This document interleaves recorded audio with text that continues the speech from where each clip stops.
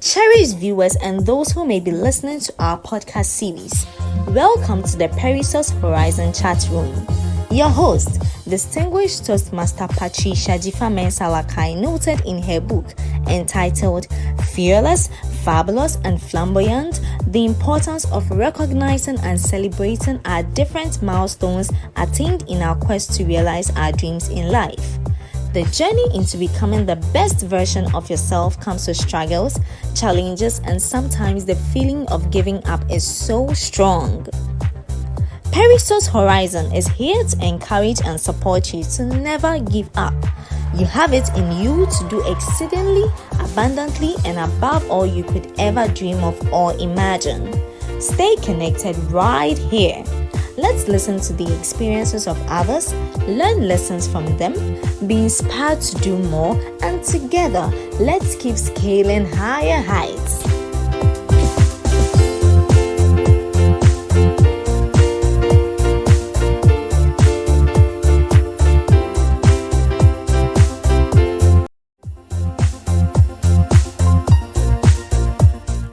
Do you have an inspirational, educational, or motivational story to share with us too? What's stopping you? Simply send an email to perissos.horizon@gmail.com. What is the Perissos Horizon Chat Room about? It's all about you. The Perissos Horizon Chat Room series, as stated by the initiator and host, distinguished Toastmaster Patricia Salakai, is a platform intentionally here to nurture a culture of celebrating each other's notable milestones. She believes we must not despise our humble beginnings. Instead, we must find a community of like-minded people to support each other, create effective collaborations, and celebrate our small or big success stories. This will encourage us to keep persevering towards our next horizon. Please subscribe to our YouTube channel at DTM Patricia Salakai and like our Instagram and Facebook page at Perissos Horizon. Until next time, keep scaling higher heights.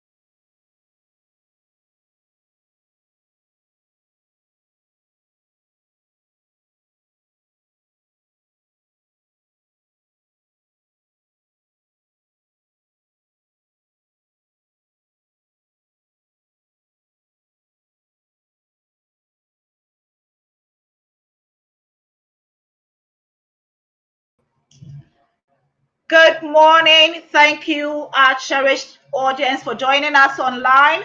I am Patricia Jifamen Salakai, the founder of Perissos Horizon, a brand that seeks to promote our personal development and capacity building so we can continue to keep scaling higher heights in our endeavors. I'm a communication and leadership coach, an author of two books, and today we are commemorating the International Women's Day as a prelude to World Speech Day. And I have in the studio with me six amazing ladies who are doing awesome things in their communities, in their workspaces, and in their various volunteer organizations. Today, we want to add our voices to the theme I choose to challenge. And we choose to challenge the status quo. I would invite them into the studio and they would give a brief introduction about themselves. For those who have already read about their favorite quotes on our Facebook page at Periscope Horizon, you know what drives them. Okay? So here we have our amazing ladies in the studio. Welcome, ladies. And once again, happy International Women's Day to all of us. Happy International Women's Day, Thank you. everyone. Thank you, Happy Patricia. Women Days. Thank you, Patricia. Wonderful. I All right, so I think Sunny is muted. Sunny can unmute herself. But before then, I'm let's sorry, I'm remember to unmuted keep now. sharing the link so that we can have our friends. All right, wonderful. Patience is on. So we're going to add you to the studio shortly. I will take the self introductions from my screen. I see DTM, that is Distinguished Toastmaster Rukiatu Indiayi. Please tell us a little bit about yourself. We just have 1 minute. Thank you, Ditem Patricia. As you mentioned, I am a distinguished Toastmaster, and I have been running the District 94 for 3 years in the role of CGD, PQD, and District Director. And now I'm wearing the shoes of immediate past District Director. I'm working for an international agency for development, and in that agency, I'm also wearing the hat of the gender advisor. So I'm really engaged in gender work and Wonderful, promotion. Thank you. wonderful, wonderful. Now we will move over to Malaysia, where we are joined by Rashmi. Rashmi, please tell us a little bit about yourself. Thank you so much, Patricia. Hello, everyone. I'm Rashmi. I'm from India. I found my voice in Toastmasters, and similar to Rukiato and Patricia, I'm a very passionate Toastmaster as well. This platform taught me to connect and communicate. And by this, I recently found a company for youth trainers, youth development, which I am just trying to empower more and more youths to face the future with a very high spirit. Thank you. Over to you, Patricia. Wonderful. Thank you so much. I mean, you are doing amazing things in Malaysia. We will move over to Emmeline, right here with us in Ghana. Emmeline, please tell our audience a little bit about yourself in 1 minute before we delve into our topic. Thank you, Patricia. Good morning, everyone from Ghana. I'm Emmeline Date.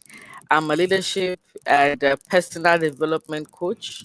I'm also an SME business advisor and a youth mentor. I'm in the same space with Patricia. My vision and my passion is actually to help people discover themselves, overcome challenges, and achieve their goals.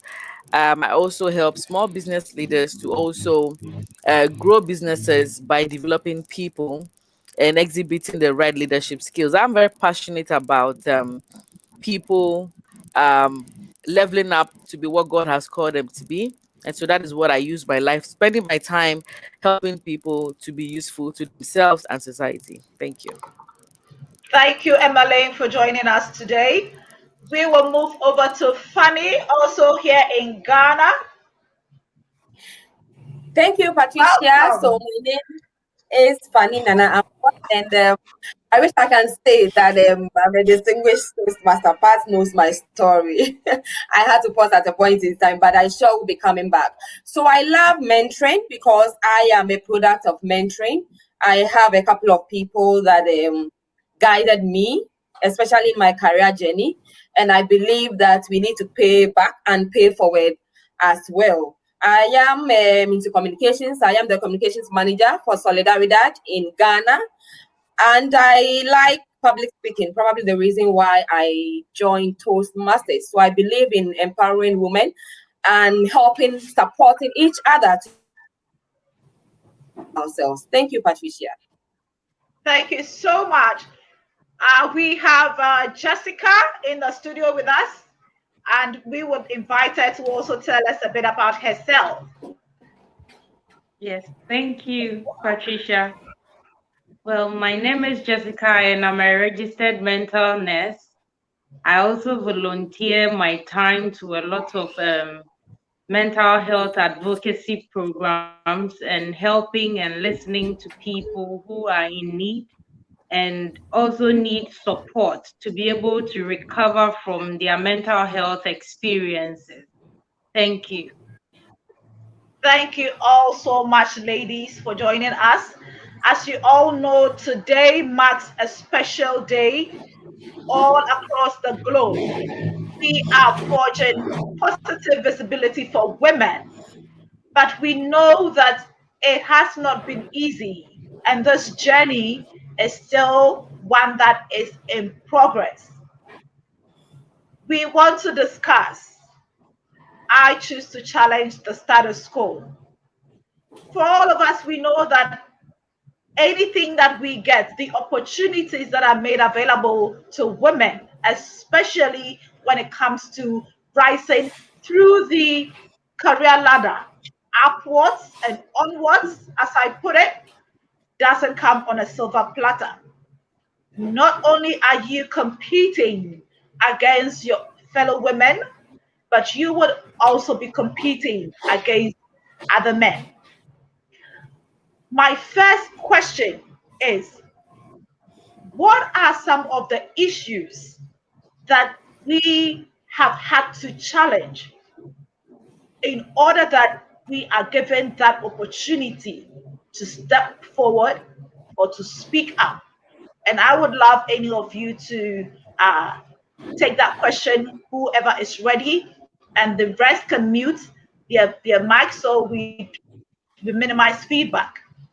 So, what are some of the issues that you have had to challenge, either in the workplace, in your community, or in the circle that you find yourself in, so that you are given that opportunity to serve or to lead?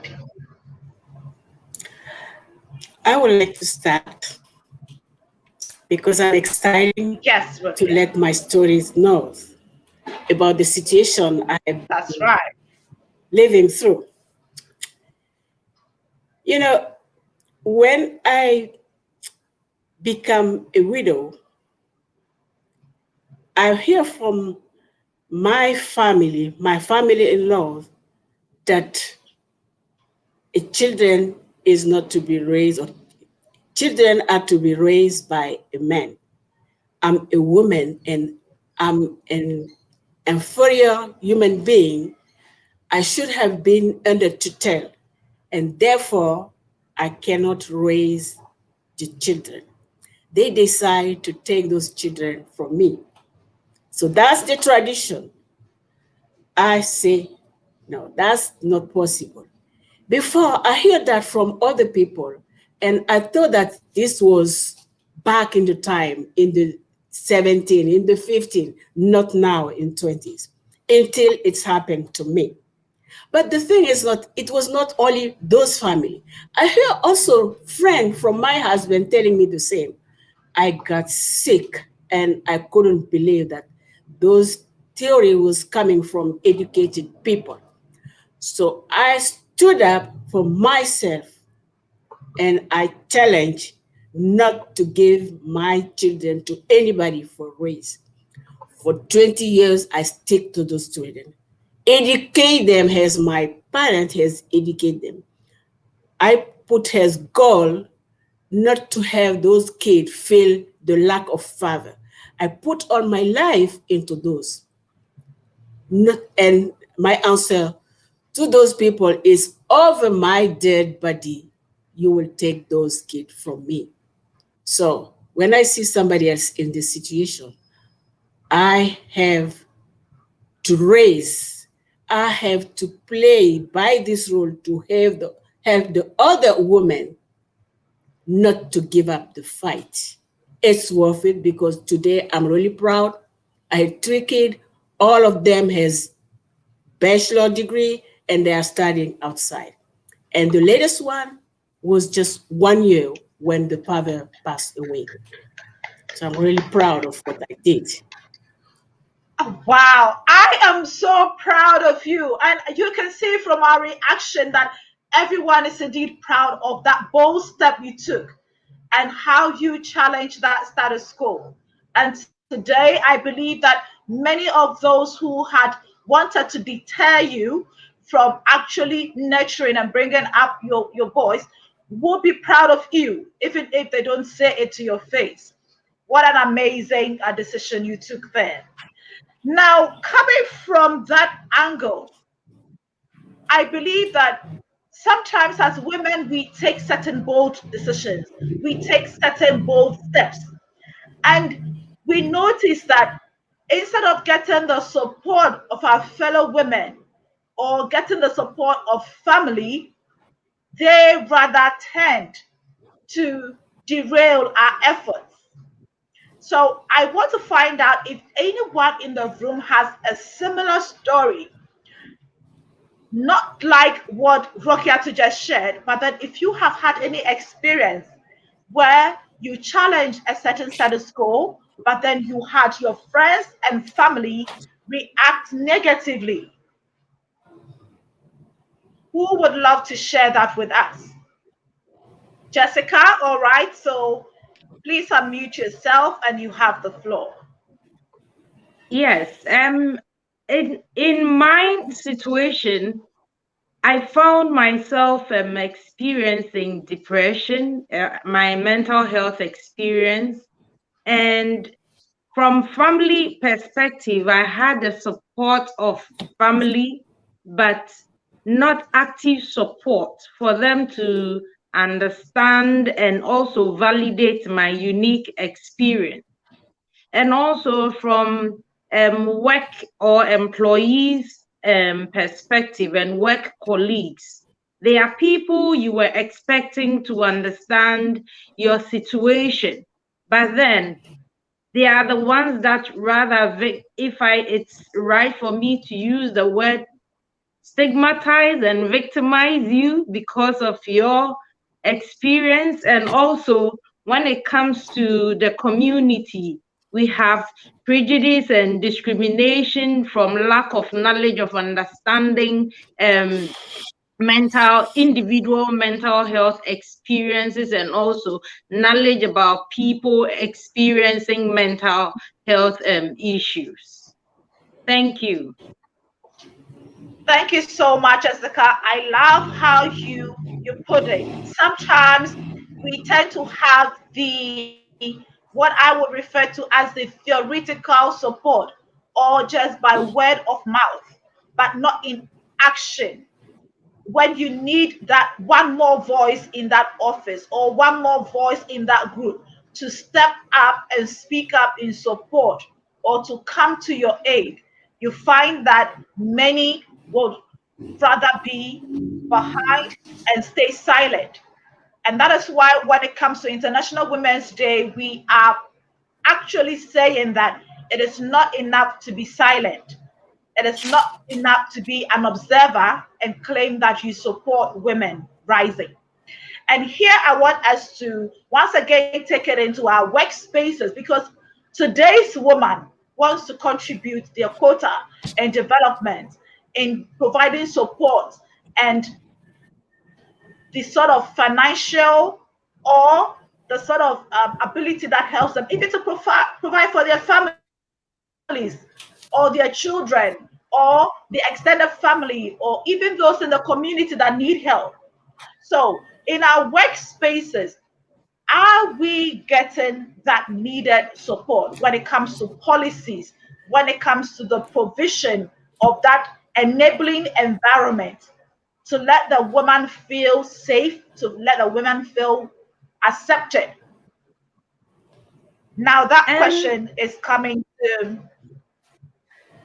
Emmeline Can or I Jessica. take that? Yes, I'll come to you, Jessica, in one moment. I want Emma to give us that HR perspective. Are we actually finding these policies that are providing that enabling and welcoming environment for women to grow in their career and also be able to be present for their family obligations?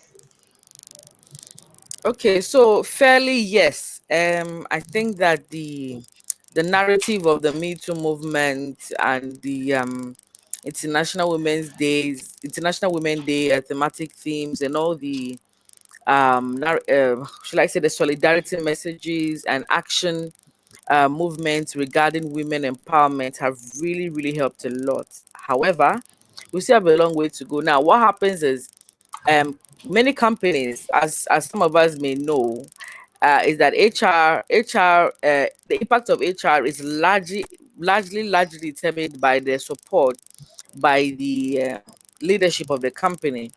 And so, if you are fortunate to have a leader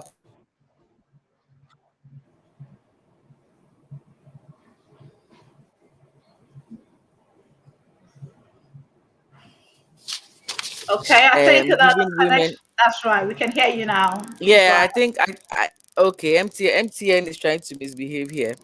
Okay, so what I was saying is that for companies with women, should I say women champions as leaders or CEOs or owners, it's quite easy for HR leaders to be able to ensure that the policies are women inclusive, um, putting into consideration the kind of women face and having to understand that women have to go through so much, yet they still have a lot to offer on the table.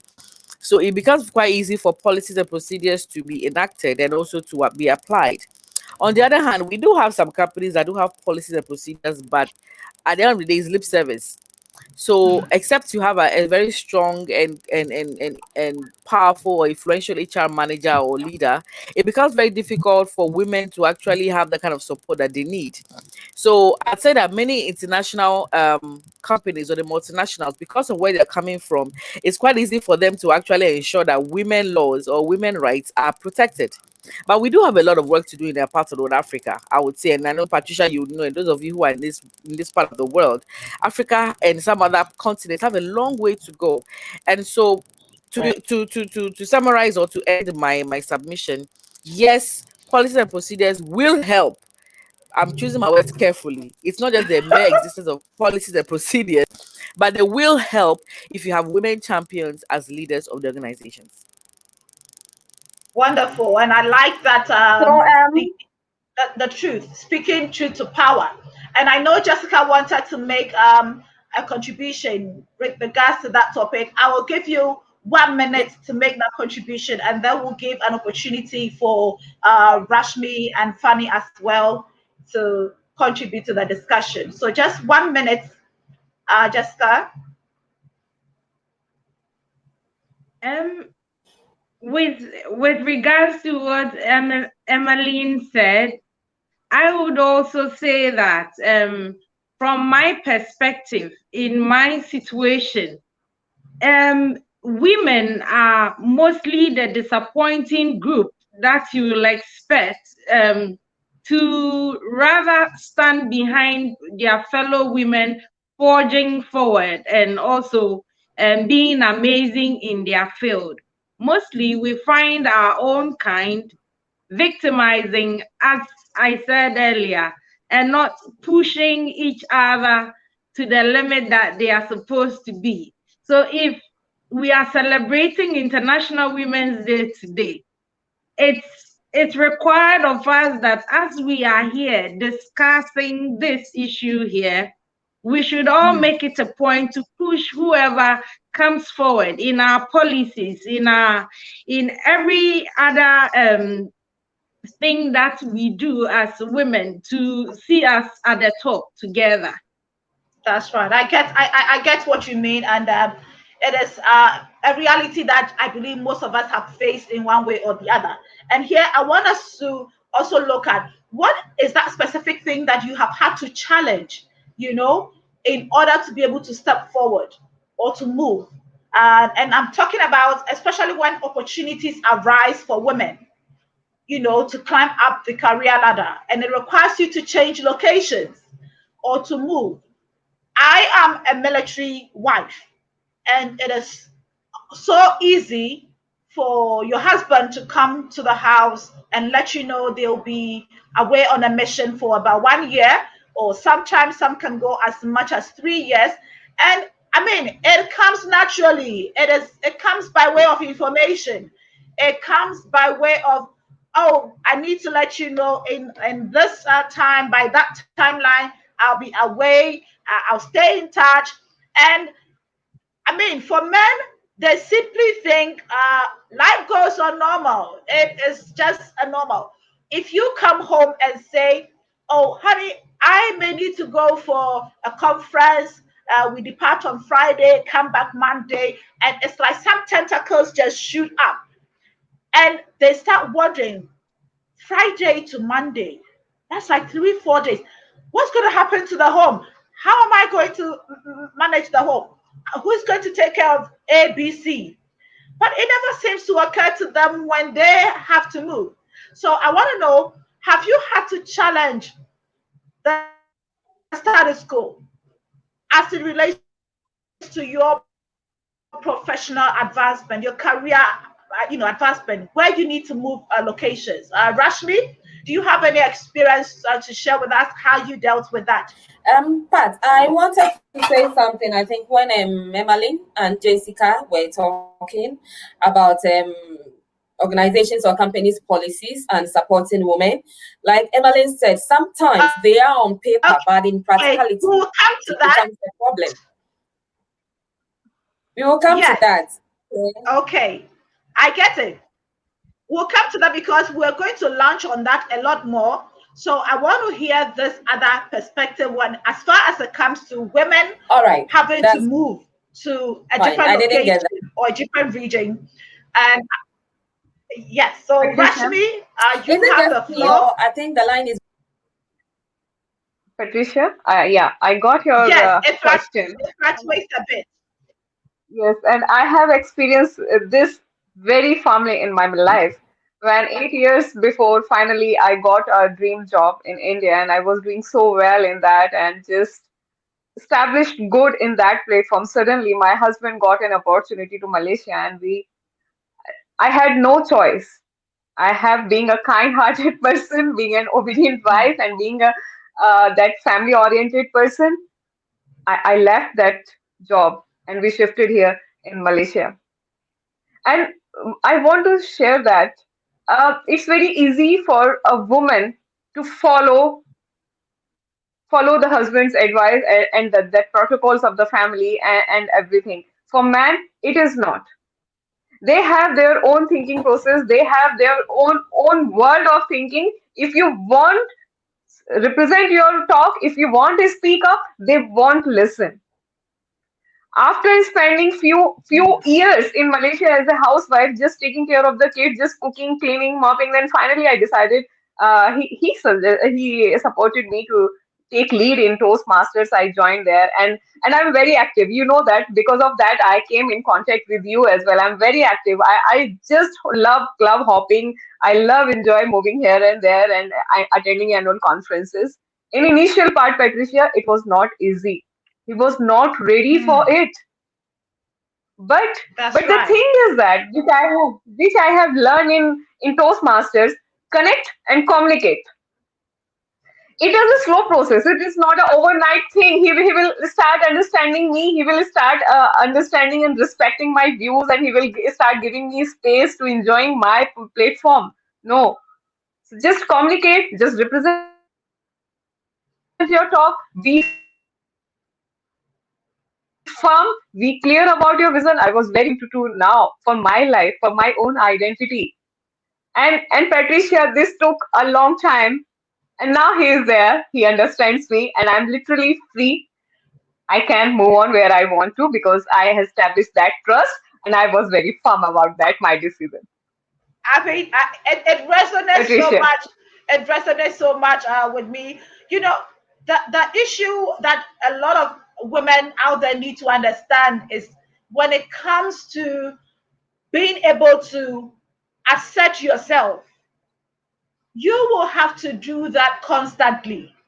You wouldn't say you need this opportunity and hope that when that opportunity comes, the male or the men in the organization will say this opportunity has come, so go for it.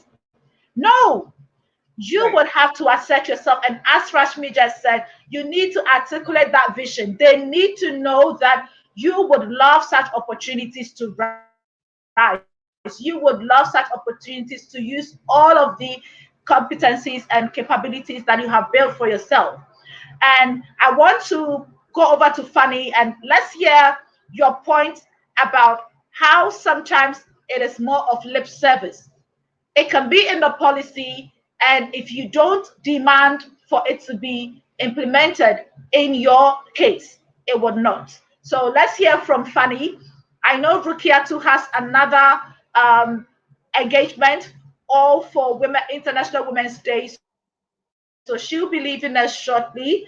But we hope to have our final panelists join us somewhere along the line. Thanks, Priscilla, for joining. Thank you. If you have any contributions or questions, please type it in the chat and we would share with our panelists. So over to you, Fanny. Let's hear that Thank you, story. Pat. Thank you. Before I get to the policies and the rest, I just want to add a little bit to what Rashmi was saying about the support and partner-wise. I think, like she said, it's a process. Sometimes some of the men, they understand the fact that women and men need to get equal opportunities and that, but they don't get the fact that sometimes you need to have deliberate interventions to empower women because everyone is different. So you get someone who supports you, but the person does not understand why you need to reach out to other people, because so it's a process, explaining and then leading by example, letting the person know all of us are not on the same level. So you need to be deliberate about helping other people to get to that empowered level where they can be the best version of themselves and believe in themselves. And then when you are talking about, I think you made an earlier comment about roles and all that, some responsibilities, and Rashmi tagged on that. Sometimes you are fortunate to get a supportive person who understands you, always want to support you as long as it makes you happy. The person is willing to even step in if he has to let you go. But the other side is other people don't get it. So you do with things, you go your goals, and somebody's like, hey, I mean, how do you get to do that? Because you're supposed to be married, as if the fact that you are married is supposed to confine you. But if you get someone who allows you to thrive, then marriage should not be a barrier at all. So that's what I wanted to say, just an add-on to what Rashmi was saying. So it's a process. Exactly. Thank Everybody you so is not much. on the same level, even those who believe that women should be respected. So getting to the policies, yes, I was saying that even those that some are good on paper, but practicality, is a problem. I ever read somewhere that personal experience, I got pregnant and I needed to take some days off. I was asked to take some bed rest because I could actually lose a baby. And then I had just some few leave days left, and I needed more days than that. And I was told that the policy says that if you are extending that leave that you have, then you have to deduct it from your salary. And unfortunately, the HR person was a woman. And I was actually hoping and thinking that being a woman, it was going to be easy. It was not easy at all. The people who fought for me were men. Unfortunately, they were men who fought for me, and I had to push and say, listen, this is what the SOP says, this is what has to be done before it was allowed. But unfortunately, sometimes when we are challenging the status quo and trying to make things happen, people think, or other women think, or fellow women think that we are doing it for ourselves. Sometimes it's not even for ourselves, it's for the future. Because as long as you're a woman, you would also find yourself pregnant. Funny enough, the person found herself in a similar situation. And then what happened to me was referred to because something has been broken. Luckily for me, I am where the HR is a woman. She understands, and it makes it easy. So like Emily was saying, sometimes it's the leadership. The policies will look good on paper, but leadership is aligned. It makes things very easy. Thank you so much. Thank you so much for sharing. Patricia, before Patricia, Rukia quickly. Okay, Rukia wants to leave. I wanted to say something. I enjoyed what Fanny just said. And one thing organizational leaders need to know is that policies are not rigid. They are supposed to be flexible. The policy was made for the people, not the people for the policies. And so with what she just said, leaders need to understand that you need to be empathetic to your people and then revert back to your policy to see whether your policy suits the vision. I will end with this. The reason why it is important for leaders to business leaders to make sure policies protect women is because women are the ones that bring the labor force into this world. The moment we stop that, the women decide not to give birth, the country would lose labor force. Every leader should understand that. Thank you. I love that. I love that. Thank you so much, Emmeline. And I was hoping to bring that other issue to the latter end of our session. So we'll give Rokia to the opportunity now to share before she goes into her second meeting. Thank you, DT and Patricia. I will go to my meeting, but I will come back. This is so interesting. But I'd like to jump to the policy fact. That's right. Yes, the person who spoke may be talking about the policy within an enterprise or their working environment. You know, what's happened most of the time, particularly for African people, we are part of ECOWAS system, but there are a lot of policy that my country particularly buy into it. There are a lot of policy that they sign, they ratify for policy from the UN, but the reality is another stuff. They are not applying it. I'll just take one example, but for Burkina, was our neighbor. They have a law to prevent or to abandon FGM, female genital cutting. But this law is there, but they move from their country to come to my country to do that. So I think it's not really a matter of policy, the existence of policy or regulation. We need to come something else. Maybe it's take sensitization, education, and something more than the policy. So that's what I wanted to add. If you look at global vision, you have global vision, not just within the working environment. Globally for the country, you need more than policy and regulation to have women voice here or to have to reduce all those harmful stuff that women will be living or are living. Yeah. Patricia, I'll be right back. Thank you so much. Thank you so much, Rukiato. And for those who are listening, we have an international cross-section of panelists here with us. Rukiato is Francophone and is doing an amazing job joining us in this English speaking panel discussion. When she comes back, I'll give her the opportunity to express herself in French if she wishes to really delve into some real aspects of what we're discussing today. So we're back into the work environment because most of the time women are we find ourselves between a rock and a hard place, where, as it were, you will be hoping for activism coming from other women in the workplace to support you so you can go through that difficult period, especially when it comes to you going through your natural reproductive stage where you need to go and get birth, or you need to take care of a sick child.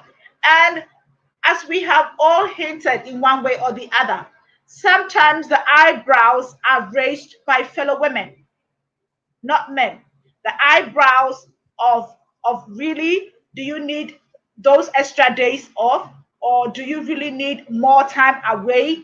Oh, so why can't you be like other women who probably may be running and still active even in sports during that period, without realizing that we are all different?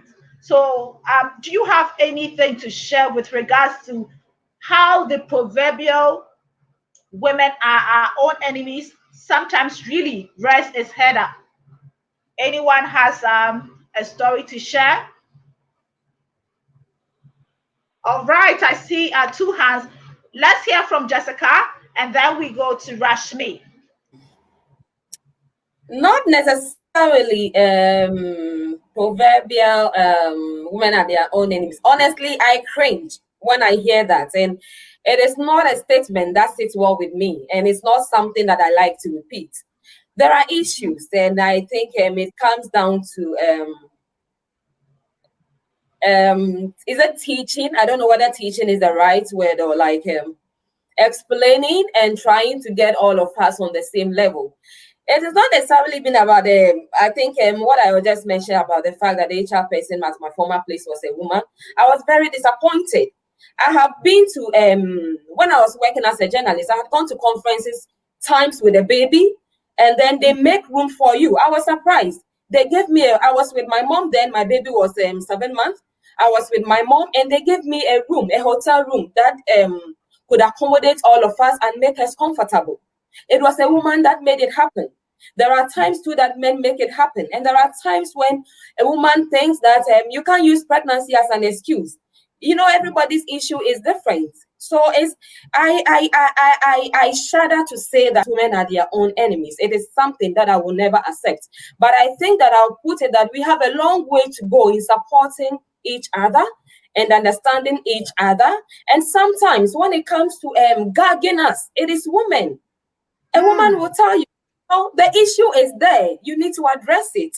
The woman will say, it's like you're too loud. You're coming out too much. It is not good. I remember a friend ever said that she wanted to introduce someone to me, but she was afraid because of the way I am.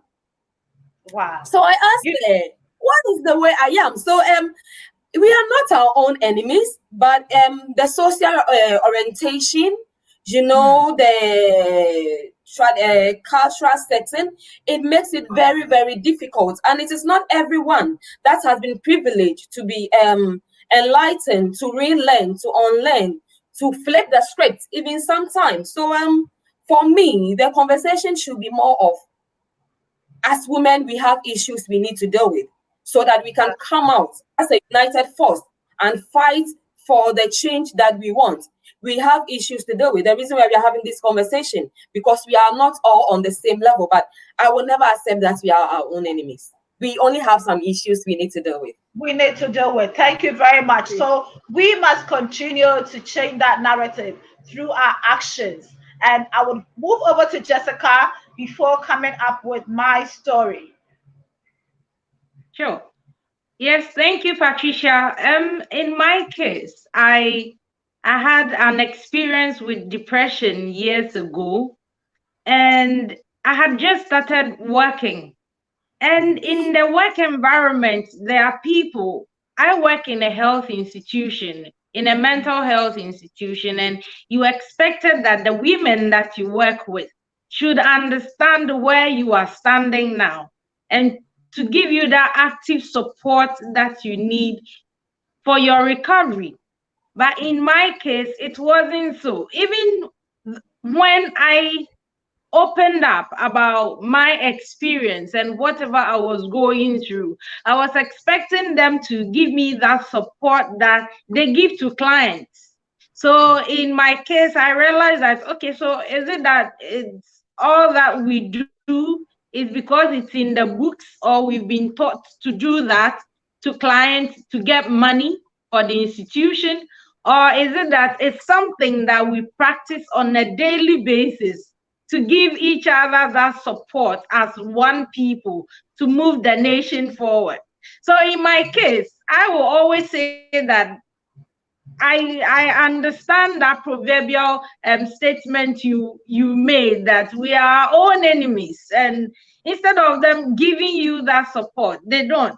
They'll rather stigmatize you, talk behind your back, and not give you that support for you to recover and be active and supportive to each other as we are supposed to be. And in my case as well, I'm a very assertive person. I speak things as they should be. And if you see that I'm not acting in accordance to the way you expect me to be, then it means there should be a problem.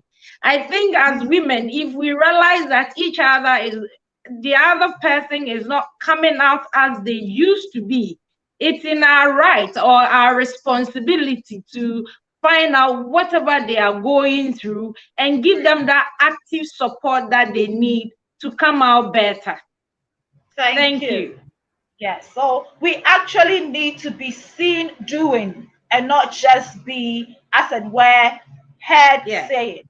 So yes. let's hear from Rashmi. I think Rashmi had a point she also wanted to bring on board, and then I would share my story. Patricia, when I started my very first job, very first time I went into the school atmosphere, and there is a policy in school, no teacher can sit on the chair. You have to stand up, and you have to be stand up all the way and need to teach and write every time on the board. That was a very firm rule in that school. And as I have just heard about she was sharing the story that monthly issues, that feminine issues. As a woman, I had that principal. She was a lady. I shared my problem with her. These are the 5 to 6 days are the most horrible days of my life, and I have passed through the excruciating pain or during that period. And please bear with me that time and allow me to sit. I can teach students, but can sit down. Patricia, you Yeah. won't believe.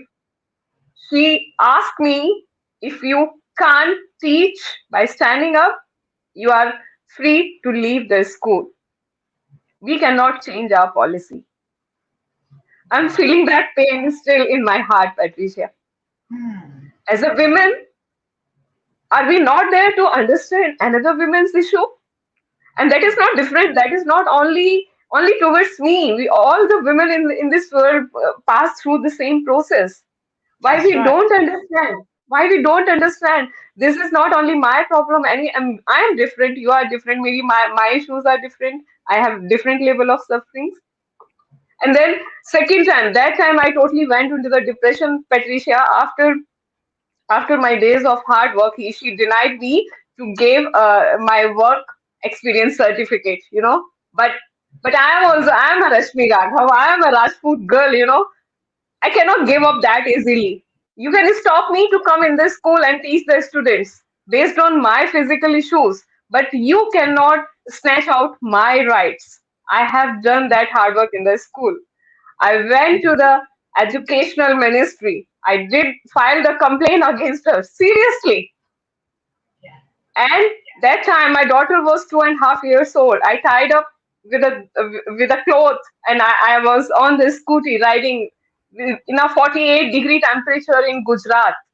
And I run because that moment was the biggest hurt on my heart, because that was an encounter with a lady for a lady issue, and she was not ready to accept that. Accept. And That I won that I process. get it. I won that process. I got the certificate, but that wound is still deep down. That's why I want to comment it here. When a lady shows the leadership skills. When a lady just speak out on the stage, what is the mindset? I have heard it so many times. We used to call the bossy. She is bossy.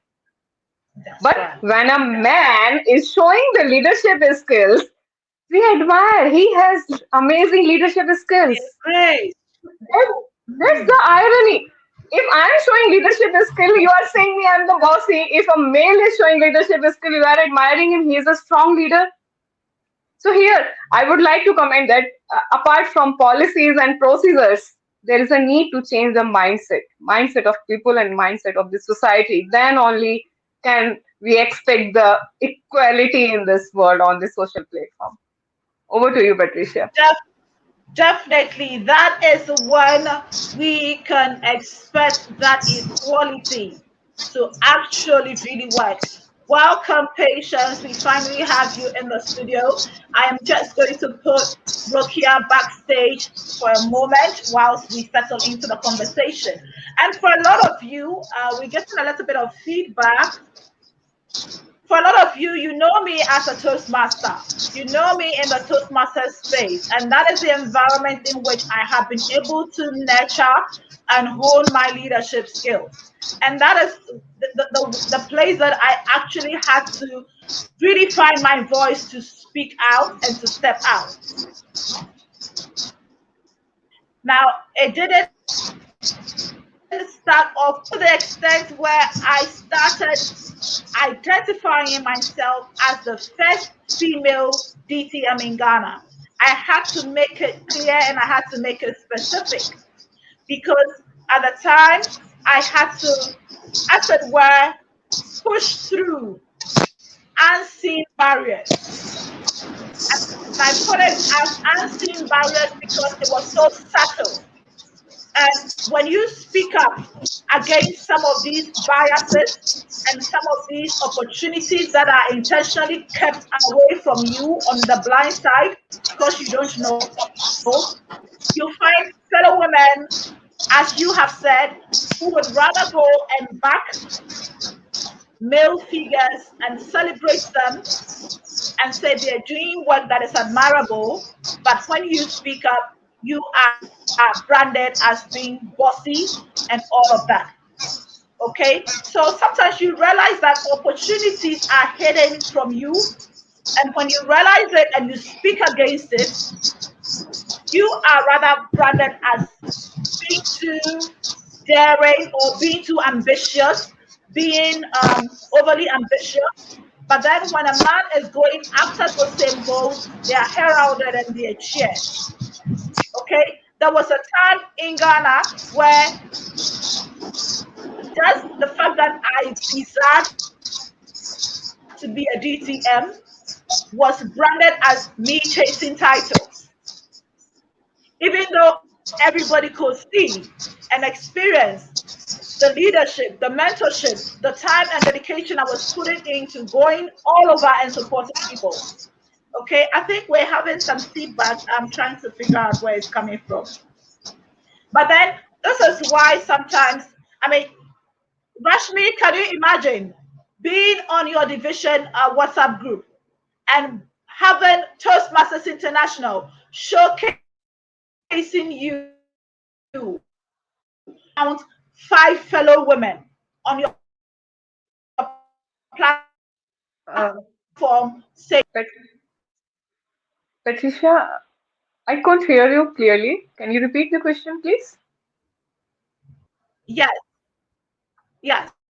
So I am just saying that sometimes we need to speak up against the silent barriers that are placed before women, not allowing you to go through simply because of a dominant male figure or rallying support for men they see as admirable while they claim you as bossy or being too overly ambitious or chasing after titles. What we must understand is that we must continue to challenge these status quos because that door will not simply open up for you just because you want it or you desire it. And I want to find out, Patience is now joining us. Patience, welcome to today's session. We have actually gone above and beyond, but then would give opportunity for all of us to chime in into the discussion. Please tell us a little bit about yourself so Hi that everyone. Hello. Hello, Patience. hi. Hello. Thank you. Thank you so much. Hi, Patience. Yes. Welcome. Please. Thank you. Please accept my apologies for the late join. It happens sometimes, and Yes, I'm we in understand acceptance. Thank you so much for technical your support. challenges. We understand. Toastmaster says don't Yes. apologize. All right, so please tell us a little bit about yourself Yes. and then Thank you, Patricia. Thank you for having me. And my name is Patience Ejari. I'm a mental health nurse by profession, and I'm also a certified emotional health and wellness coach. I engage with people, individuals, groups, organizations to explore evidence based practices to be with wellness so they can achieve a balance with their mental health and be able to achieve our goals in life. And so, as a full time job, I work as a nurse, and I also enjoy engaging with youth and young adults, including corporate organizations. And this motivation comes from my own life experiences and having uh, received immense support from my global circles, which has propelled me to be where I am. And I must say, I love what I do. I love to engage with people and support them to achieve a balance with their mental health. So that is what I do basically. And I'm excited to be with you this morning.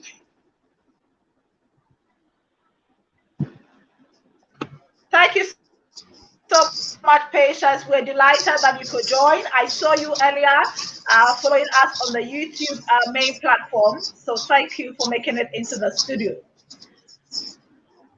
Now, I want us to look at the challenging the stereotypes. Okay. I recall that when I started Perissos Horizon Toastmasters Club, we were meeting on Saturday mornings, and we still do. And you would find some men that would go out of their way to even have discussions with my husband and question why your wife is going for a meeting on a Saturday morning. Hasn't she got washing? Hasn't she got cooking to do?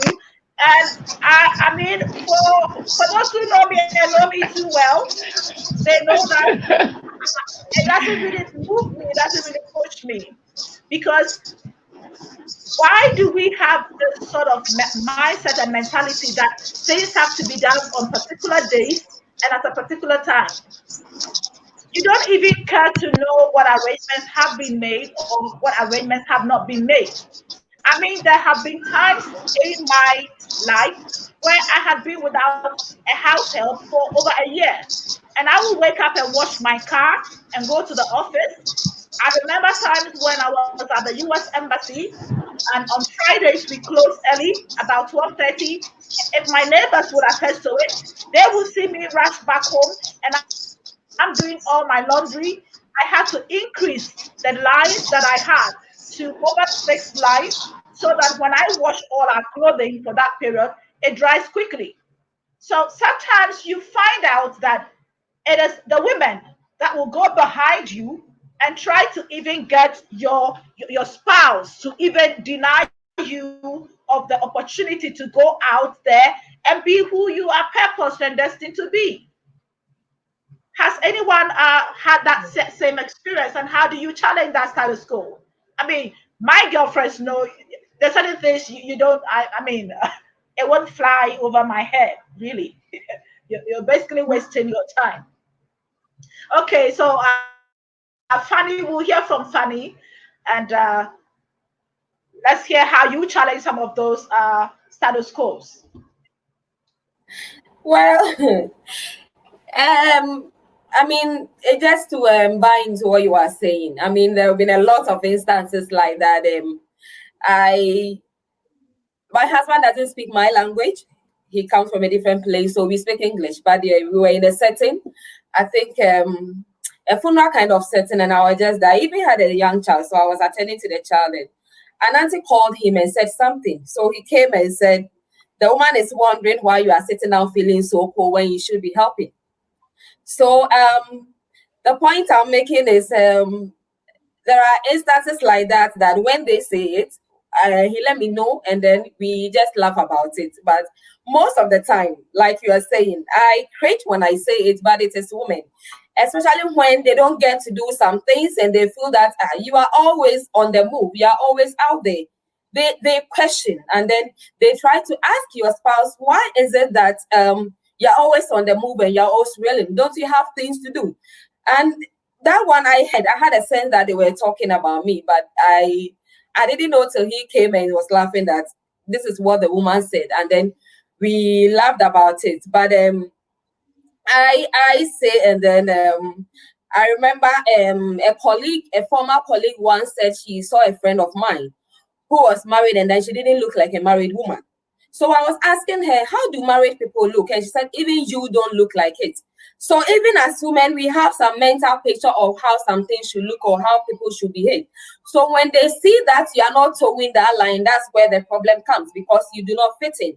But once you start to engage them and see that, hey, I'm charting my own path, and then I'm charting my own path, and then I'm trying to set the pace, you will notice that the reason why I said there is work to do, you notice that they themselves are not really informed.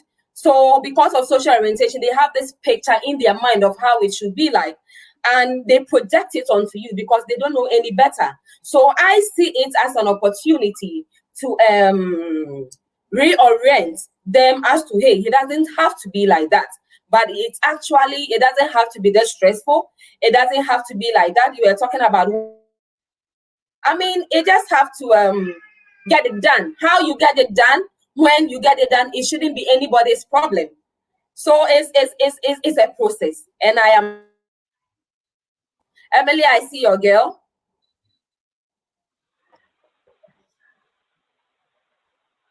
Yes. Welcome, little darling. She Say hi is to going to be an everyone. amazing woman. I know, right? Yes, she's Hi. gonna learn from the scratch. Several years down the line, she'll be playing this back and say, I was that little girl. And for Absolutely. me, as a 13-year-old girl who at the time was so active in the tree planting club, okay, Evergreen Club of Ghana at the time, helping us to champion afforestation and keeping the ozone layer safe and everything. I had that opportunity to be nominated to represent our country in the Coalition of the Children of the Earth conference. And when I got that opportunity and went to Switzerland, participated in the conference, seeing all of the assertiveness, the power in the voices of these little children, and somewhere as young as 9 years, 10 years, doing great things at the time. Okay. And I found myself in, I was sort of lost to the extent that when we even visited the botanical gardens and I saw the greenhouse, I was like, that was an aha moment for me because in my mind, I thought the greenhouse we were always talking about was basically a house painted green, at that age. But people knew so much.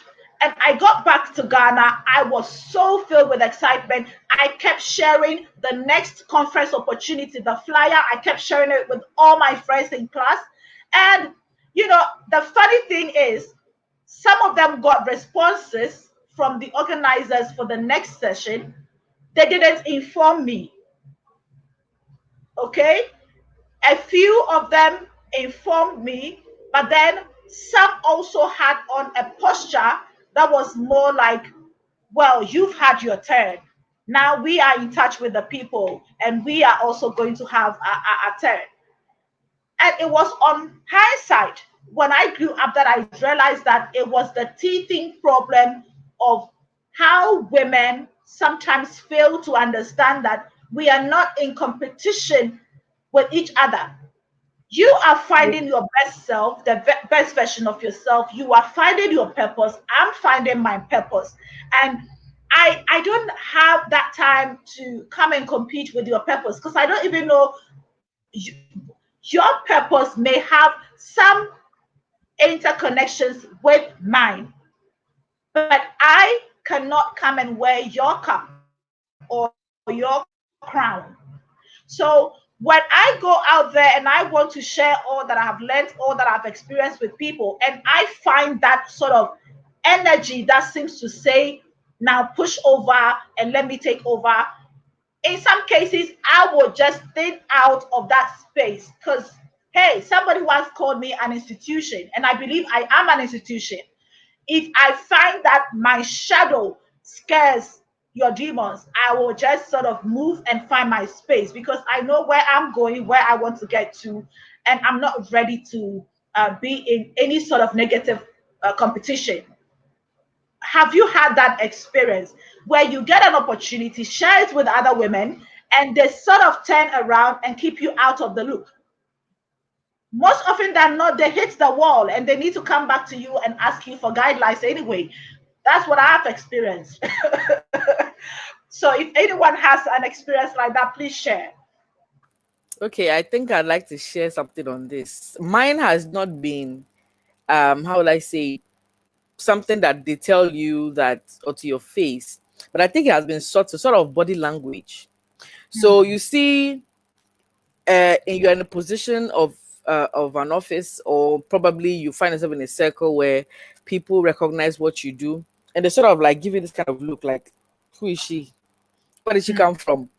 And this is because when you find yourself around women in a clique, in a particular kind of group, and they see that you are different, they can understand why you are given such an opportunity. Who the heck is she? Where does she come from?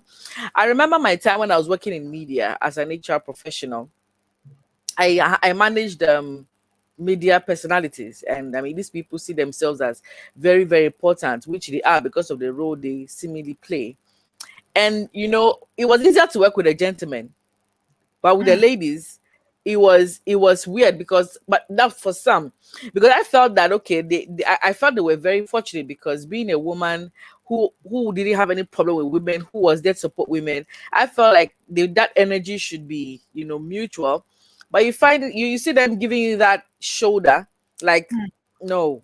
So they prefer to work with my CEO, who basically has all the clouds and he's in their space. But with me, and as Patricia said, it is when they had a problem, then they remember you. But for them to regard you as somebody of similar importance in society, they don't think to want to give you that kind of respect. So yes, I have faced my challenge. It's quite weird. You think it's among your peers. No, I have faced. This has got to do with a particular industry, or how will I put it? It's a sector or status like kind of setting, and they just think that if you're not in our space, you should not be regarded as somebody like us. And I think it is worrying, because you see, in a particular setting, when you find yourself in a clique, and I hope everybody who have friends or think that they have friends around them are listening. People who are in your life because of a certain glow that you have will not last when there are issues. I prefer to have somebody who is a nobody, but we share similar purpose, visions, and passion to help people. Now, for me to be around people who see me like all the glam and have nothing to offer. So it is very important for women to understand that being with people out of purpose is much more important than being with people out of class, glam, and all the looks and all of that. Those things will fade. But when you lose that touch, will people still remember your name? Thank you very much. When you lose that touch, will people still remember your name?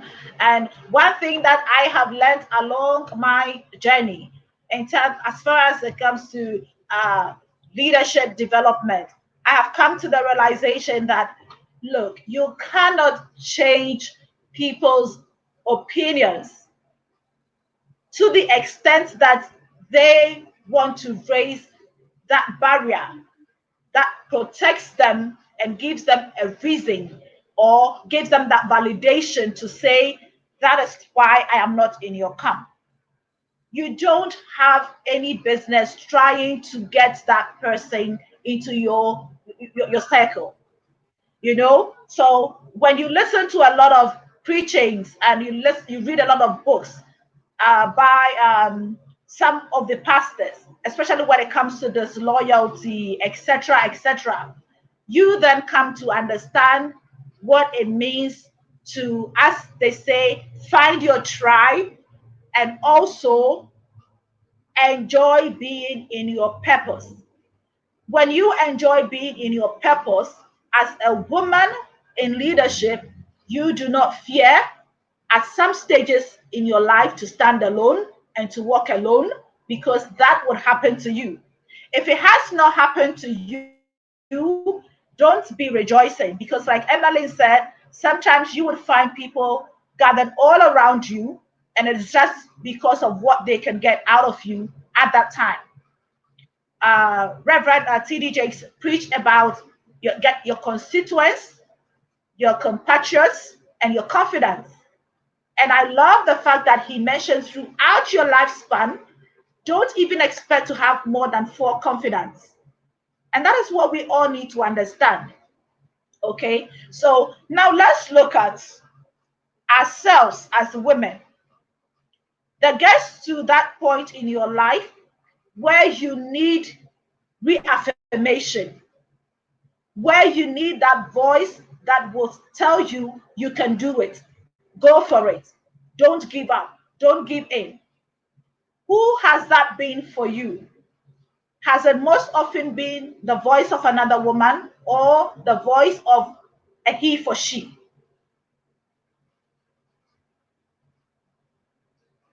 Jessica, I see your hand up.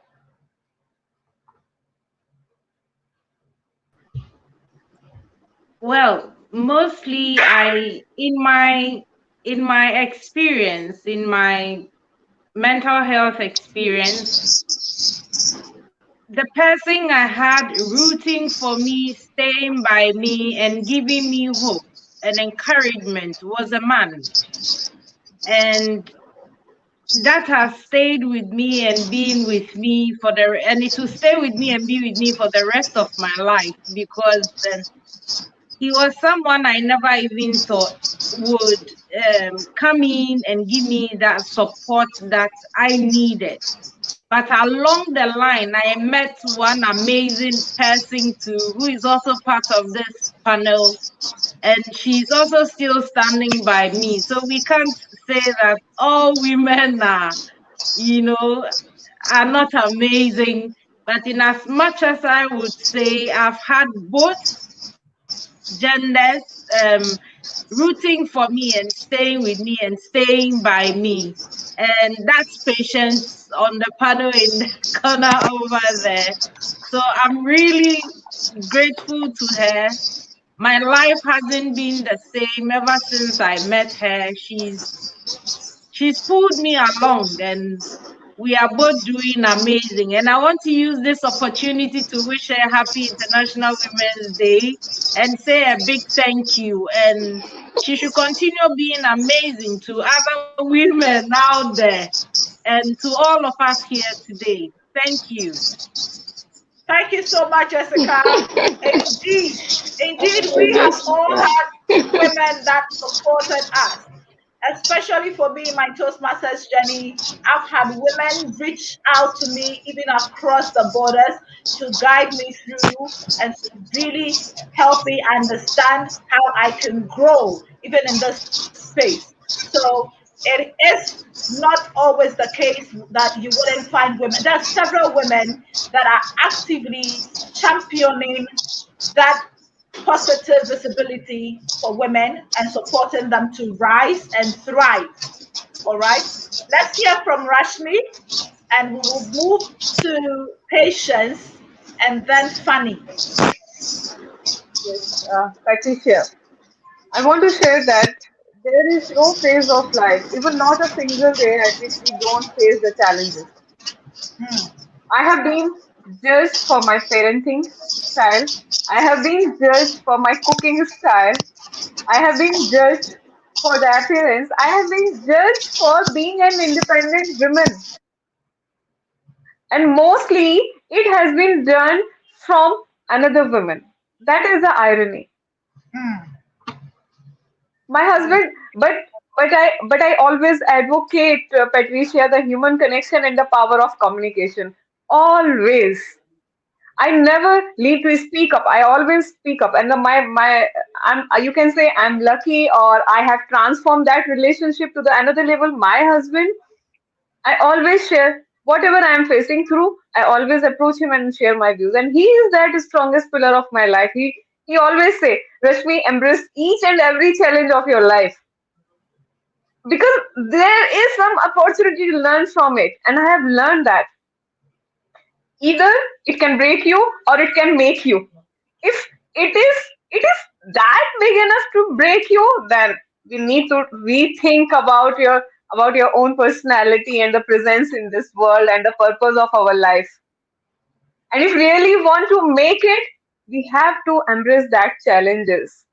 There are Yeah. most of the time there are women who are standing against you and who are ready to judge you whatever you are going to do in your life.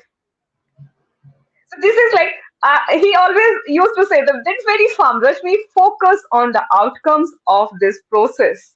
It will Mm. ease the pain of this all challenges to you. And I That's have true. so many good friends, Patricia, including I must say I have more um, both genders, female friends. I'm lucky to have that human connections in my life. You always support me, encourage me, and that gave me strength to establish more and more human connections Mm-hmm. that help me to unlock my potential. And now I am as a trainer and a speaker on the same journey to help people to unlock their potential. So this is Wow. the life journey. Don't judge and just embrace challenges, and there is something always learn from these challenges. That's true. That Over is to you, so true. Patricia. That is so true. I mean, there is no easy route or there is no easy route.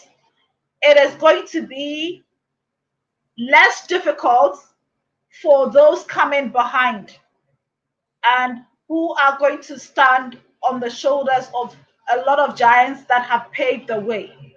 But for those who are blazing the trails, you are definitely going to get the cut from the branches. You are going to fight off the animals along your route. You would get to dead ends and you would need to rechannel your path.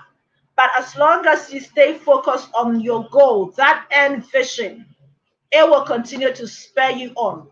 And if you, I mean, I love what Rashmi does. Human connections are so important. And that is why on the 14th of March, World Speech Day, Accra is focusing on our human. I mean, we are seeing a lot of people at crossroads, humanity at a crossroads, and we are going to focus on our virtual encounters because this period has offered us the opportunity to engage with people on different continents and in different areas. I wouldn't have started the Perissos Horizon Chat Room series if I hadn't gotten connected with Vino Pillay, who is part of World Speech Day Women. Because of her podcast, I was empowered to start the series. So a lot of the times it is about what we have in our hands currently, what we can do with what we have now, and who we can collaborate with. So if you are not finding other people that are supportive of that journey, of that dream, you need to begin to take conscious steps to finding those that would help you thrive, those that are there, because there are a lot of women out there who are ready to support other women to thrive and to succeed. Let's hear from Patience and then we go over to Funny. And I know we have really extended our period because luckily we were able to do it on our own. But I want us to be able to go back to the global platform and watch what other women are saying and listen to what other women are saying so that we can continue to be empowered. Okay, so Patience, do you have any comment for us at this point?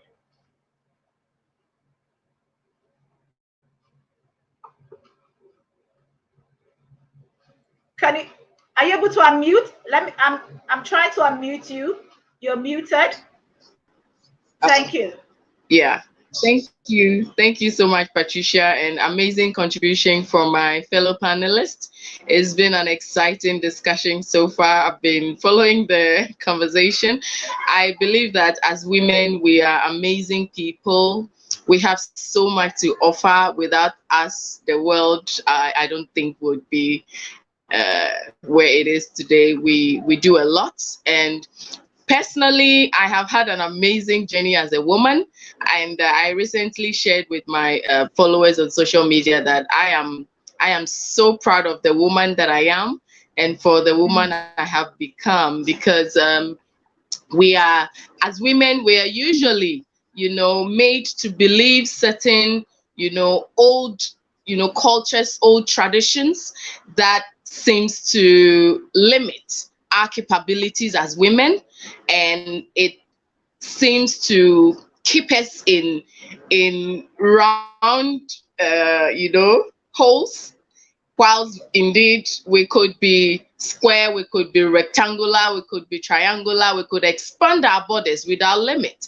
And so for me, discovering my capabilities, and I love the fact that Rashmi shared, how she loves to embrace challenges, because then when we give ourselves permission as women to explore the challenges and opportunities that life throws at us, it kind of brings out all the hidden abilities and capabilities that otherwise we didn't know we had, the strength that we otherwise didn't know we have. And I have personally chosen to challenge that status quo that, as a woman, you have to kind of condone and subdue yourself to anything and everything. And I choose to challenge the status quo, saying that no, you don't have to condone and accept anything and everything. If it is not working for you as a woman, you have the right to speak about it, you have the right to talk about it,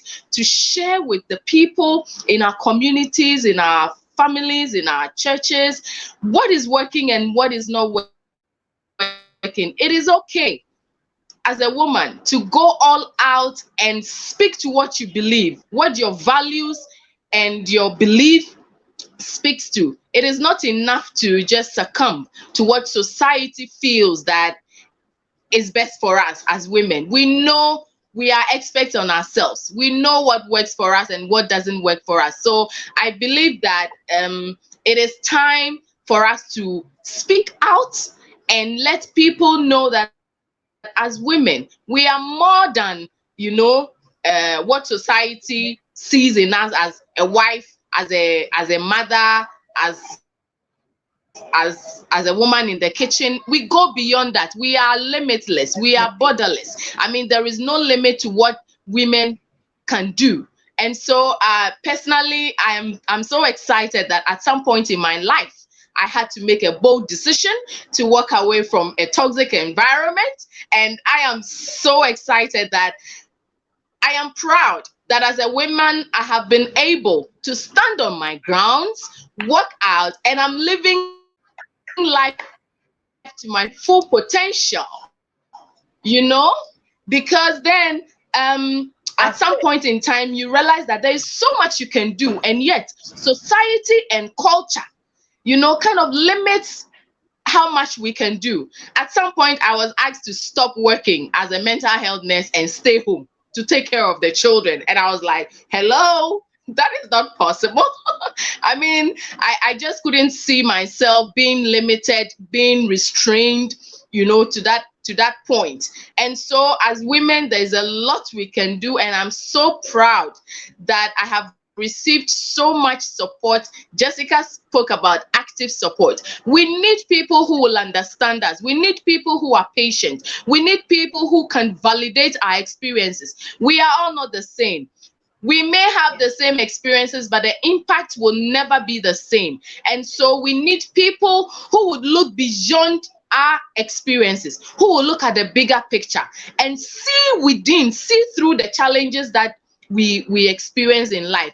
The challenges are only there to make us better versions of ourselves. And so as women, on this day of International Women's Day, I want to use the opportunity to encourage every woman out there. Please give yourself permission. When the challenges and the setback comes, they are meant to add up to who you are, to make you a better version of yourself. It's okay to go through the experience. Allow yourself to trust the process. And trust me, by the time you are out, you are going to be the very best version of yourself, and you will discover the amazing strength that you never otherwise thought you had. And so happy International Women's Day to everybody. And I'm so excited to be part of this day. Thank you all for being amazing. Let us continue to stay awesome. Thank you so much, Patience. Thank you so much for sharing. And I am always proud of what Patience has been doing and is still doing. You know, she is just that powerhouse of resilience, perseverance, and simply giving back. You know, we all understand that as women or men, whichever stage you find yourself in life, we know the adage that nothing is permanent. And we all aspire to move from one level of grace to a higher level of grace.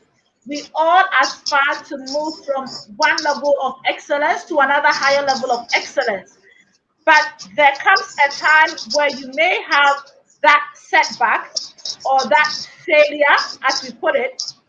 But isn't that what the iceberg of success is all about?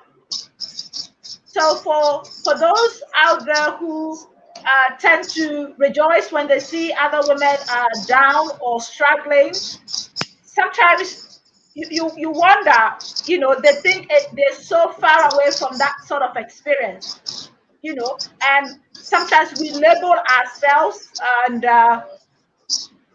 make everything the fault of the woman when she chooses either her education over, you know, being a stay-at-home mom, or she chooses to go into the workforce over being in a place that limits her potential. All sort of labels are thrown around, and that is where we need to continue to challenge these stereotypes and these biases, because our potentials are not carved in our status as a married woman or as a single woman or as a widow. You know, that potential is an innate ability, and we all have it in us to continue to nurture and bring that potential out and that ability out. And we must not allow anyone to limit us. So, for those who have had the opportunity to read my book entitled Fearless, Fabulous, and Flamboyant, it was all a combination of all that I was experiencing at a point in my life, spanning 10 years, and I had to put that into writing to let people understand that, look, we have our unique purposes. You have your own set of values that you hold dear, and that becomes your guiding principle. And so, if my value is to hold myself accountable and hold others accountable and question how things are done or why things are done, it shouldn't be sidelined or seen as not valid simply because somebody's core value is about just always creating that platform where happy go lucky everything goes. Okay, so we must learn to understand the different dimensions of the uniqueness of our lives and of our purposes. Whilst we bring this session to a wrap, I want to hear from Emmeline, Fanny, then we would go to Rashmi, come down to Jessica, and conclude with Patience. What are your final words? If you are speaking to a young lady out there If you are speaking to a young lady who is thinking about giving up on their purpose or on finding their purpose, because the whole import of scaling higher heights and the whole import of Perissos Horizon, having those three waves where you have to battle some waves to move on from one horizon to the other until the very end of your life, it's about this.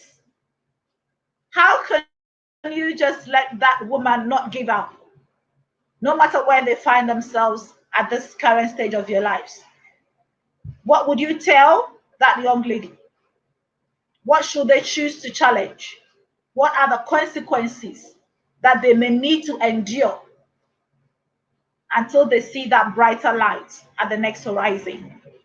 That will be the closing remarks, and we will bring this session to a close.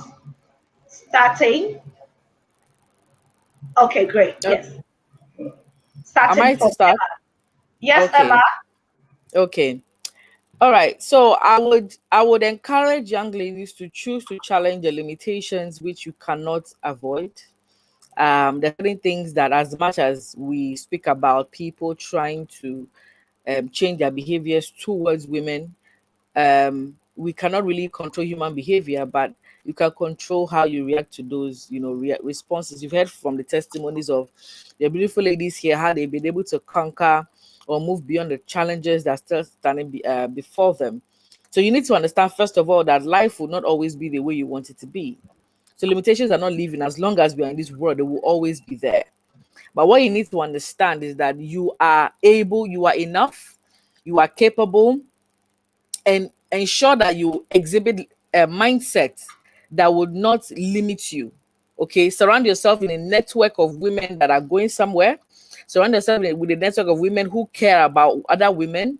um I mean, let go of the people who are not serving your purpose. And I want to share a quote that I just recently saw, and Patricia also shared, which was quite simultaneous. And it says that if they don't give you a place at the table, bring a folding chair. So it means that if they don't give you the opportunity, create your own opportunity. Don't let anybody make you feel less than who you are. When God created you alone. He didn't even create with your mom or dad. You came alone, you go alone. So achieve your dreams, surround yourself with people that love you and cherish you. And trust me, the world is your oyster. Thank you.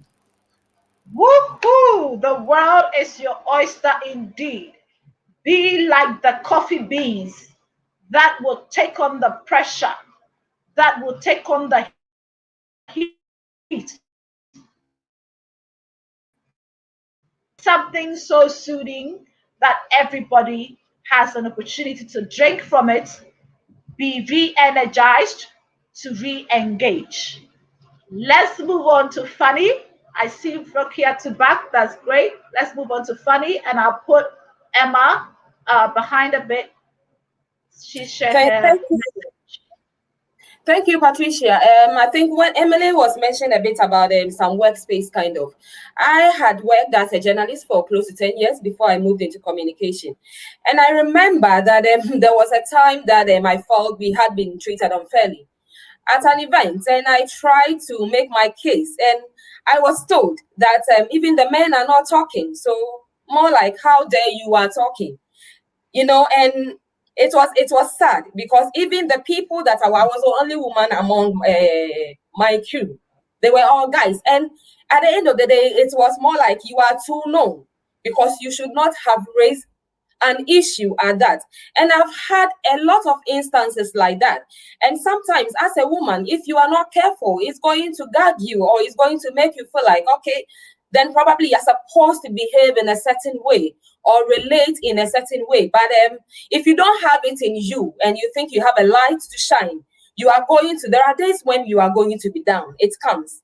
But on most days, you are going to still find your voice, because that's what you are meant to be. So as women, what I would like to say is that I think some of our women have said it. Find your tribe. You are not everyone's cup of tea. Find the people who get you.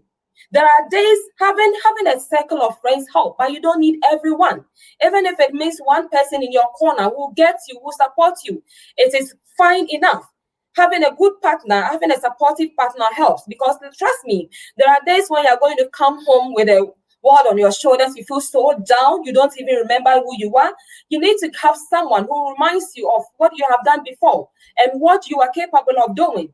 But most importantly, your tribe matters. There is really a seat for you at the table. Okay, there is for you, but you need to find your tribe. You need to find the people who get you. Otherwise, you are always going to be where you are not appreciated, where you are competed with, and where you are made to feel like probably there is something wrong with you. I want to say to every woman listening to us, there is nothing wrong with you. You are fine as you are. Just find your tribe, and then every day promise yourself to be better. Read if you have to, research if you have to. Promise yourself to be better. And when those own internal motivation, be your own internal motivation. Do not wait for anybody to validate you, because sometimes it does not come. Listen to that, the voice that keeps telling you and urging you on to shatter those ceilings and become the best version of you. Thank you very much. Amazing. Amazing. Silence those voices that try to deter you from becoming that better version of yourself. And we will move on to Jessica. With Forokia to welcome back. We're wrapping up the session with our final comments. If you're talking to a young lady out there, what is that message that you want them to keep playing in their minds when they come, into, in that stage where they are being doubted, they are being resisted? So that is what we're wrapping up the session with. We'll hear from Jessica and then move on to Rashmi.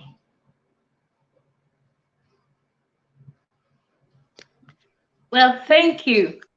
What I would want to say is that in our daily lives as women, we are going to face failures, we are going to face rejection, we are going to be hated on. Some are going to love us, some are going to also not be appreciative of our little efforts and with our contributions to whatever we do. But you should never forget that you are enough, you are okay. As Fanny and Emmeline said, there's nothing wrong with you. You are enough in all that you find in your space you find yourself in. If anybody cannot contain your energy, then it means they do not have that confidence enough to be who they want to be.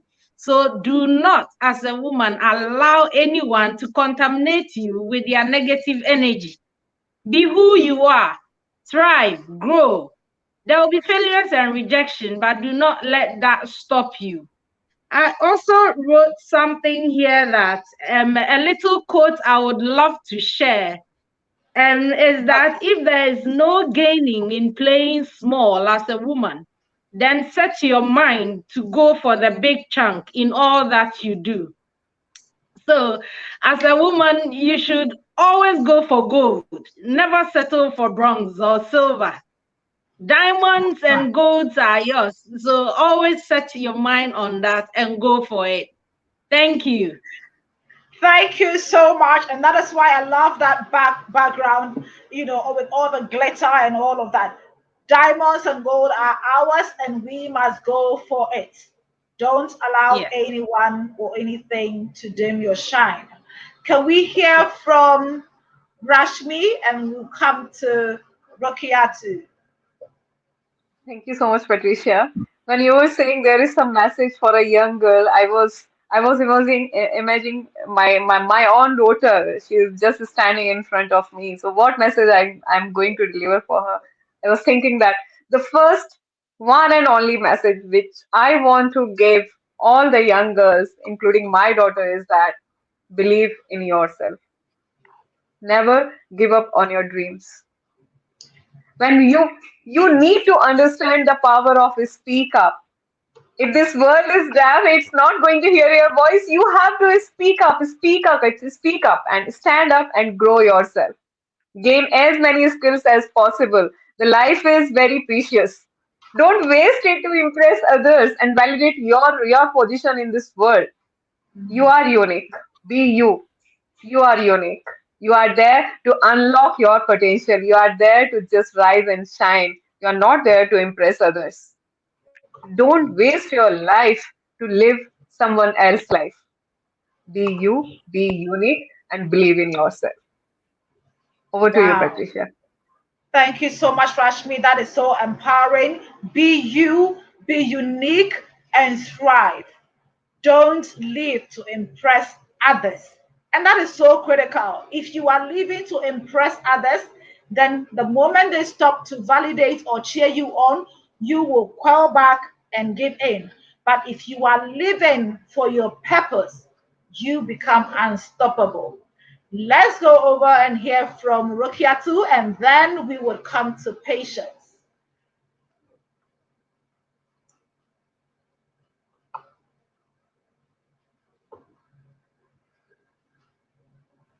Yeah, Oh, you need to muted. unmute yourself. Permission to speak it in English, in French, n'est-ce pas?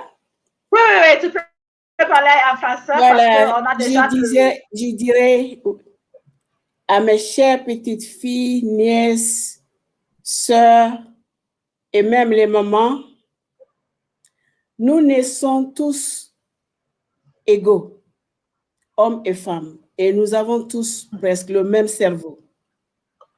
C'est la société et l'environnement qui fait que nous nous sentons souvent inférieurs.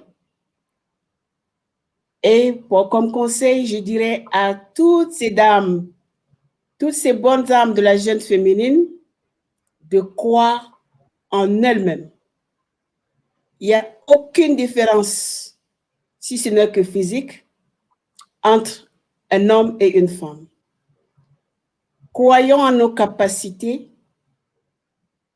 Commençons le changement par la famille en éduquant surtout nos garçons de considérer les filles. Nous avons le même potentiel, la même capacité intellectuelle. Donc, la société doit changer et avec nous, nous en tant que femmes, nous devons changer. Nous devons nous aimer nous-mêmes, ça commence par là.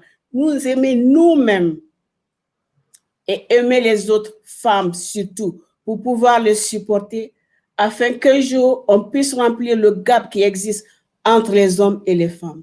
Nous n'allons jamais prétendre à l'égalité parce que physiquement, nous ne sommes pas égales. Mais reconnaissons que nous avons les mêmes droits et c'est pour cela que nous allons nous battre et c'est pour cela que nous allons avancer. Il ne faut pas se leurrer, ce n'est pas pour un jour. Ça prend du temps, c'est un changement. Donc, restons focus et avançons. Nous allons y parvenir un jour, s'il plaît à Dieu, et sans aucun doute. À vous, l'antenne. Merci beaucoup. Vraiment, sans aucun doute, on arrivera à cette goal, à cette vision pour les femmes. On ne sommes pas égales avec les hommes, mais on a les mêmes capacités pour faire ce qu'on doit faire pour améliorer notre société, nos familles, même dans notre organisation. Donc, merci beaucoup. What she has said in brief is the fact that we cannot, even physically, we cannot be like the man. What we must continue to realize is that we have the capacity, we have the intellect, we have that potential within us as a women to be able to stand on our own and to be able to do more. So if we continue to speak in this, in that direction, in that angle, then we are able to continue to forge ahead. We need to support our fellow women. We need to be proud of who we are. And it will begin with us. If you believe in yourself, if you love yourself and you love other women and you promote and support other women, it will take time. It is a journey, it is a process. It will not take one day, it will not take just one International Women's Day celebration to achieve that. In fact, when you look at the statistics, some are looking at 60 years for gender equality or gender parity. So let's not even look at the equality, let's look at the fairness. Let's look at giving women more spaces, more rooms. So thank you so much for sharing that with that young lady out there. We can do it. We shall get there. That is very empowering. Do we have Patience on the call? I was coming to Patience for her final word. Well, I believe she has taken off. Now, when we started, we were listening to this very inspiring. Yes, okay, Fanny, please go ahead. Let's hear Fanny. Fanny. Oh, you want? Oh, okay. I'm done.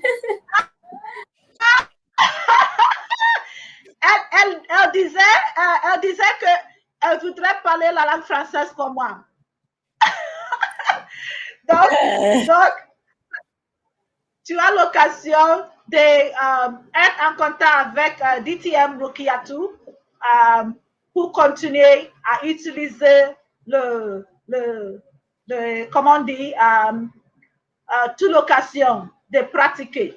Yes. So for me, that is one thing that, one legacy that I got also from my late father. He said, Ghana is surrounded by Francophone countries. And so for him, it was dear to his heart that we are able to express ourselves or to understand at least some French language.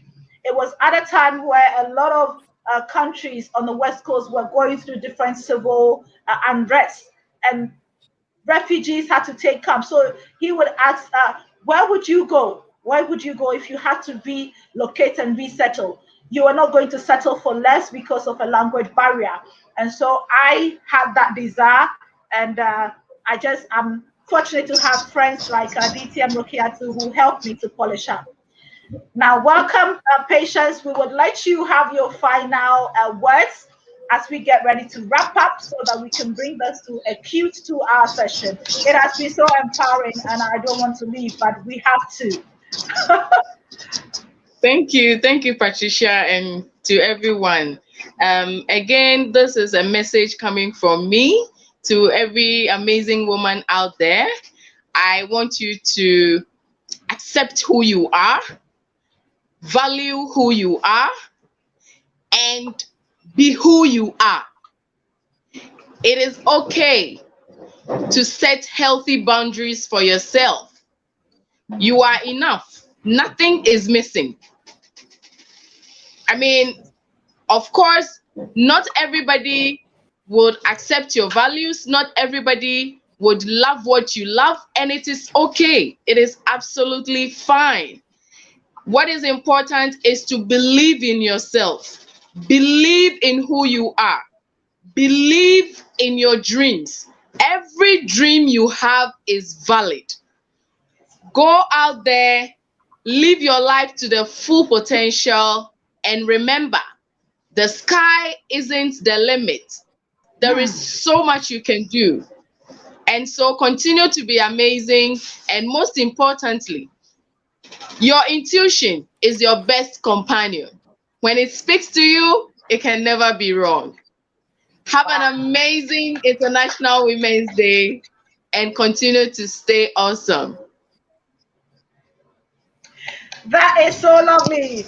We have that special sixth sense as women, and we must not forget that intuition. When that voice speaks to us, we must pray through it, push through it, because it is telling us something. Thank you all so much, amazing women. So much power in our light bulbs, and I'm sure it is lightening up the rooms, the hearts, the minds of our viewers and our listeners. And it will continue to empower one young lady out there and inspire one young man out there to continue to hold the hand of that woman upwards and onwards. On that note, this is where we bring our session to an end. Please, for those who are watching, don't forget to share. Don't forget to Exactly. Choose to challenge. And I want us all to have our hands up so I take this beautiful screenshot. We choose to challenge. I don't know if Emma is still on the call. Emma, are you there? All right, let me capture the screenshot where we choose to challenge. And we're saying that we choose to challenge the status quo, we choose to challenge the biases. We will continue to forge ahead and create positive visibility for all women, but we will not hesitate to find our tribe, to move where we have to move to in order to get to that end goal so that one woman out there will not give up on their dreams. We must continue to be all that we have been created to be. And when that still small voice is speaking to you, when that innate, that's it, we have, yes, we have Emma on board. So let's do that sign again. We choose to challenge. So I captured that screenshot. Yes. Thank you so much, our wonderful, amazing lady. She is here representing the generations to come, our young girls who will defy the odds and will also continue to speak out and to step out. The Patricia, walk. Hi, yes, I've captured the shot. Rashmi, you wanted to say I want to something? take. Today I have established beautiful human connections with you all, and it's for lifetime. I love Patience. I love Rokiatu, Jessica, Emma, Fanny. I want to capture this moment to hold the hand like this. So I'm. This is. I want to commemorate this moment like this, simply Okay, on the screen. all right, like that. Yeah, yeah, yeah, Okay, yeah, yeah. This one. all right. Okay, yeah. Okay, I will take this one. I will take this one. I will Yes, take this one. Yeah. that's the challenge. You have to let Yay. go one hand. Yes, only one hand. Love you all. Thank you so much. Thank you. Thank you so much. Thank you so Thank much. you. Love And you. let's continue to engage. Let's continue to interact behind the scene and collaborate Yes, because words yes, carry power. And as little as this 2 hour session has been, it is going to be a very transformational occasion for somebody out there when they listen to all that we have said today. And I believe that as we have let go of our words, it is going to create, it is going to transform, it is going to enrich the journey for somebody out there. As always, keep scaling higher heights. Remain fearless, fabulous, and flamboyant. Bye from all of yes. us. Don't leave. Thank Bye. Just you. listen behind the scenes to why the Perissos Horizon Chat Room is the place to be. If you want to have your own session with us, just let me know and we would have a one-on-one session with you. So this is in the feed to let you know why the Perissos Horizon Chat Room series is here and is here to stay. So help celebrate both the big and small milestones and empower all of us to keep being who we were made to be. Do you have an inspirational, educational, or motivational story to share with us too? What's stopping you? Simply send an email to perissos.horizon@gmail.com. What is the Perissos Horizon Chat Room about? It's all about you. The Perissos Horizon Chat Room series, as stated by the initiator and host, distinguished Toastmaster Patricia Salakai, is a platform intentionally here to nurture a culture of celebrating each other's notable milestones. She believes we must not despise our humble beginnings. Instead, we must find a community of like-minded people to support each other, create effective collaborations, and celebrate our small or big success stories. This will encourage us to keep persevering towards our next horizon.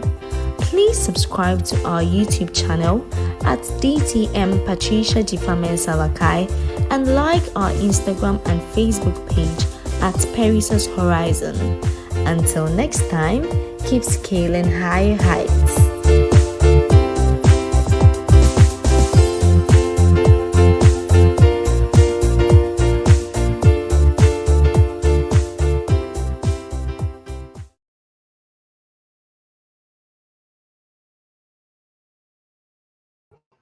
Thank you so much for joining us. Please do subscribe to the YouTube channel by hitting on that red button. And don't forget to let the alert bell come on. Enjoy the song as we wrap up today's special session. Join us right here on the 14th of March, where we bring to you 14 amazing speakers who are going to give you different speeches about humanity at a crossroads, a virtual encounter. Don't miss out.